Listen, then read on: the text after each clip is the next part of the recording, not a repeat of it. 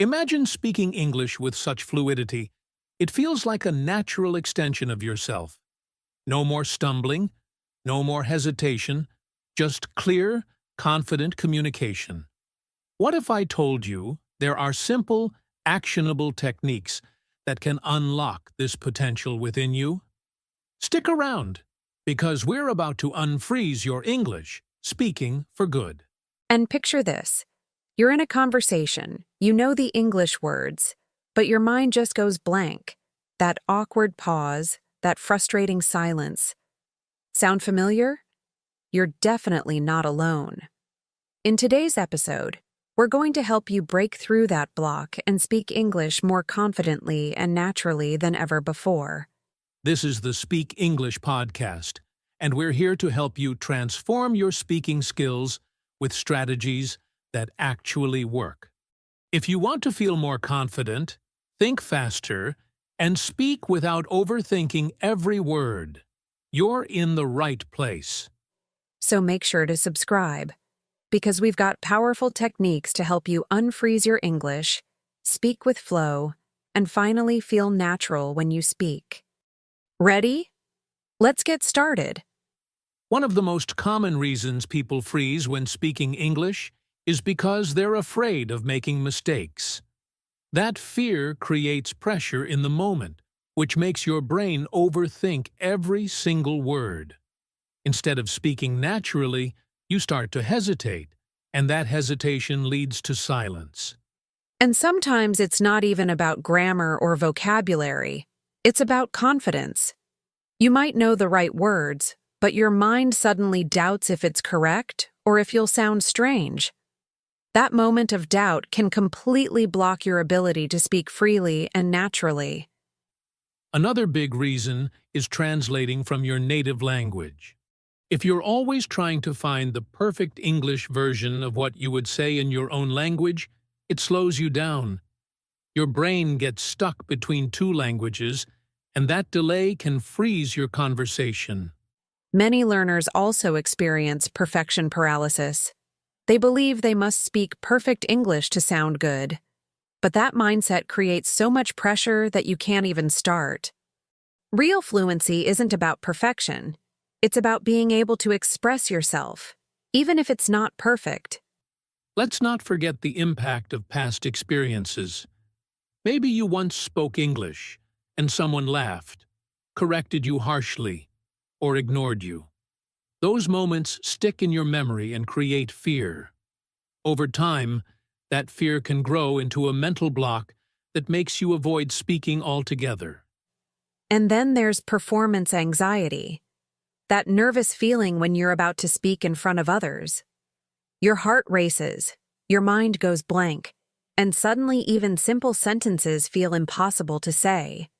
It's a very real thing, and it affects even advanced learners sometimes.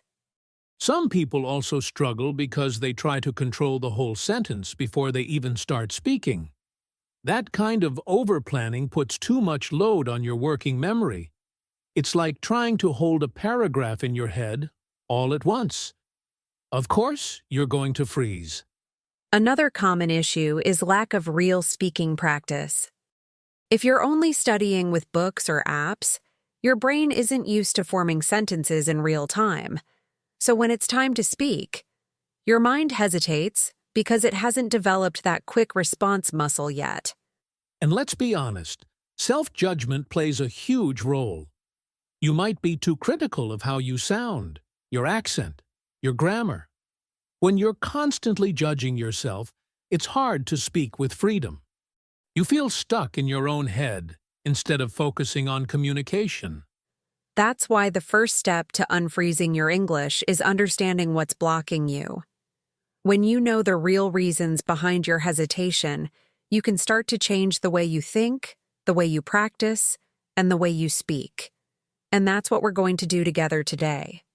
One of the fastest ways to unfreeze your English is by learning to speak in chunks.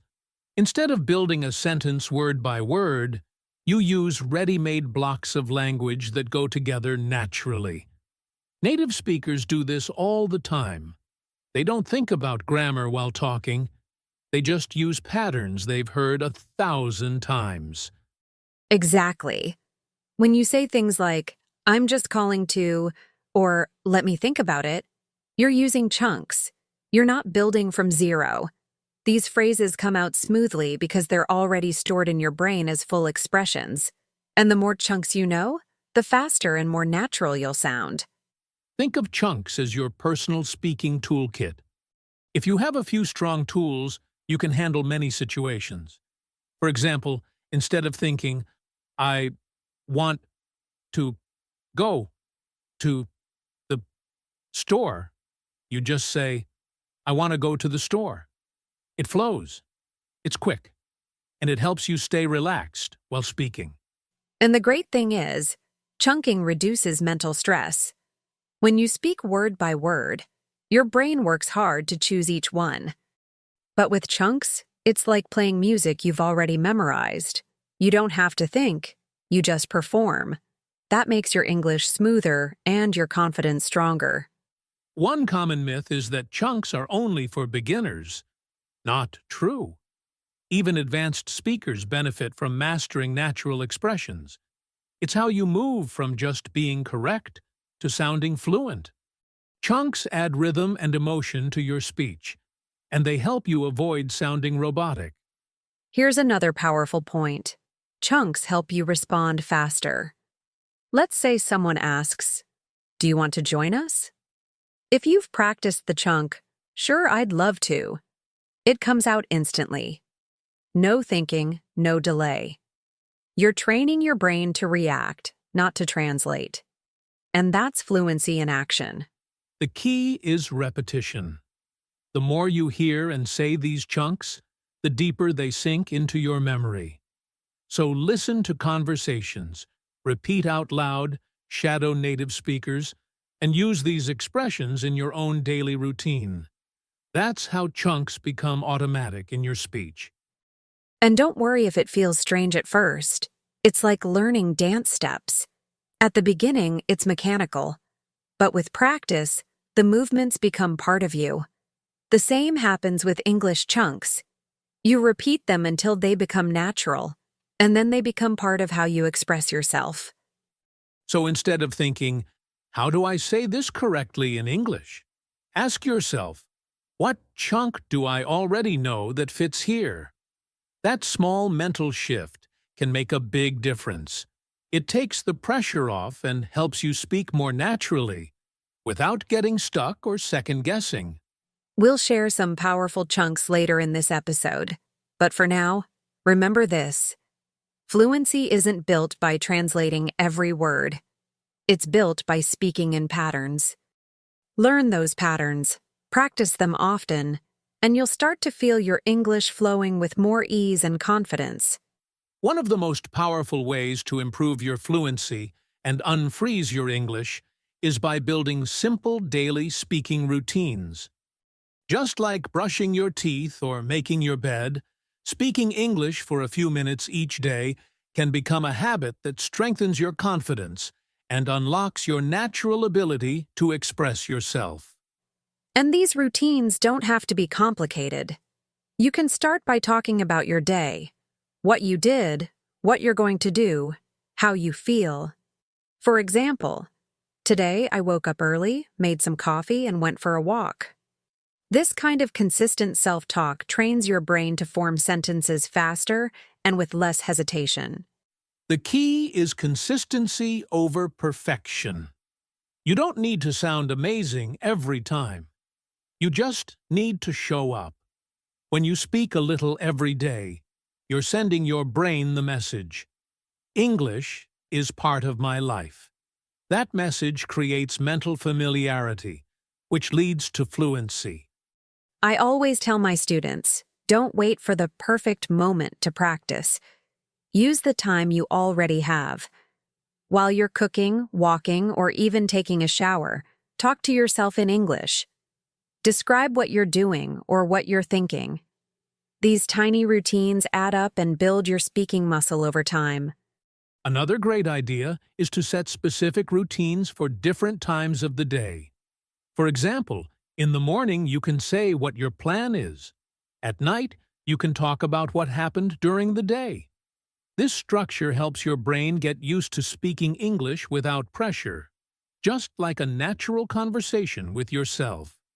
Some learners feel shy even when speaking alone. But here's the truth. No one is watching, and you can't grow without practice. Start small. Speak for 1 minute, then 2. Over time, it becomes easier. The more you do it, the more natural it feels. Speaking alone is powerful preparation for real conversations. You can even create a simple checklist. Today, I'll say 3 things I'm grateful for. Describe 1 thing I see, and make 1 short plan. Dewey, that takes less than 5 minutes, but it's a speaking workout. Over time, these small routines reduce fear and boost your speaking reflexes. And if you like journaling, take it a step further. Record yourself speaking instead of writing. Use your phone and talk freely about your thoughts, dreams, or daily life. You don't need to share it with anyone. It's just for you. This kind of practice connects speaking with real emotion and helps you speak from the heart. Remember, routines remove decision fatigue. You don't need to wonder how or what to practice. It's already part of your daily flow. That's how athletes, musicians, and fluent speakers train. Not with long sessions once a week, but with short, consistent daily actions that lead to big results. So if your goal is to speak English more confidently and naturally, make it part of your day, not just your study schedule. Daily speaking routines are small steps, but they build unstoppable momentum. You'll be amazed at how quickly your confidence grows when English becomes something you do, not just something you study. One big reason people freeze when speaking English is because they're translating in their heads. They think in their native language, then try to convert each word into English. This process is slow and stressful. The solution? Start thinking in pictures instead of words. That's where visual thinking becomes a game changer. Exactly. When you imagine what you want to say instead of translating it, your brain processes the message faster. For example, instead of thinking the word apple in your first language and then finding the English word, just picture the apple in your mind. The image triggers the English directly. No translation needed. Visual thinking is how babies learn language. They don't translate. They connect sounds to actions, objects, emotions, and images. You can do the same. If you want to say, "The cat is sleeping on the couch," try to see the image of the cat on the couch in your mind. Then let the sentence flow from that image. This also works great for actions and routines. If you're talking about your day, imagine the scenes like a movie. See yourself waking up, brushing your teeth, walking outside, then describe what you see. This makes your speaking more fluent and more connected to real thoughts, not just memorized phrases. Another benefit of thinking visually is that it helps you remember and use vocabulary more naturally. When a word is linked to a mental image, it becomes easier to recall and use in conversation. That's why flashcards with pictures or apps with visual cues can boost your fluency much faster than text alone. You can practice this by choosing a photo, looking at it for a minute, and then describing what you see out loud. Don't write, just speak. Try to describe the colors, people, actions, and even what might happen next. This trains your brain to move from visual to verbal, and that's a key skill for thinking in English. Another fun method is to imagine you're giving a tour. Look around your room and pretend you're explaining it to someone in English. "This is my desk. I usually work here. That's my bookshelf. I love reading at night." It's simple, but you're connecting words to real things, not to translations. And when you hear new words, try to create a mental image instead of looking for a translation. For instance, if you hear the word breeze, picture a soft wind moving through trees, not just the dictionary meaning, That emotional and sensory connection helps your brain absorb the word more deeply. The more you do this, the less you rely on your first language. You start forming thoughts directly in English, based on what you see or imagine. This is what fluent speakers do. They respond to situations with language, not with translation steps. That's what makes their speech flow naturally. So, make visual thinking part of your daily practice. Use your imagination. Describe what you see. Talk about what you're doing. Don't wait to find the right words in your first language. Let your brain learn the English way, through images, feelings, and real experiences. That's how you truly unfreeze your English. Role play is one of the most effective ways to practice real conversations without pressure. You choose a situation, like ordering food, asking for directions, or doing a job interview, and act it out as if it were real. It helps you prepare for real-life moments, so your brain doesn't freeze when they actually happen. And the beauty of role play is that you can do it alone or with a partner. If you're alone, just imagine both parts of the conversation. You can even switch voices to make it fun. This not only improves your vocabulary and pronunciation, but also builds confidence by rehearsing real social situations in English. What makes role play so powerful is repetition. When you practice the same type of conversation several times, your brain starts recognizing patterns and storing them. So, when the real moment comes, like talking to a receptionist or making small talk, you'll already know what to say. You've trained for it. Many learners skip role play because they think it feels silly. But here's the truth. The people who improve the fastest are the ones who practice out loud, take it seriously, and repeat scenes over and over. Actors do it. Athletes do it. And fluent English speakers use it to simulate life before living it. A great way to make role play more effective is to write down a few short scripts and act them out with emotion. Don't just read like a robot. Use your hands, change your tone, imagine you're really there. The more realistic the practice, the more natural your speaking becomes in real life. And here's another tip. Record yourself. When you role play and listen back, you'll notice your strengths and also where you get stuck. That feedback is gold.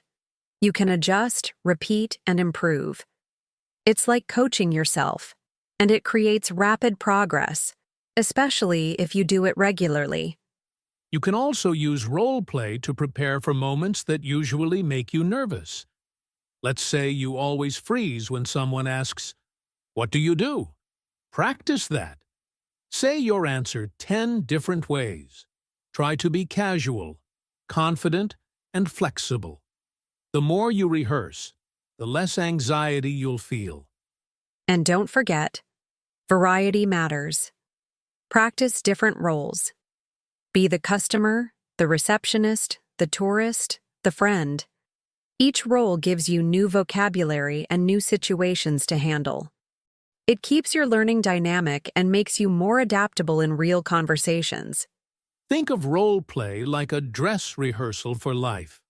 Every time you act out a situation in English, you're training your brain and body to feel comfortable.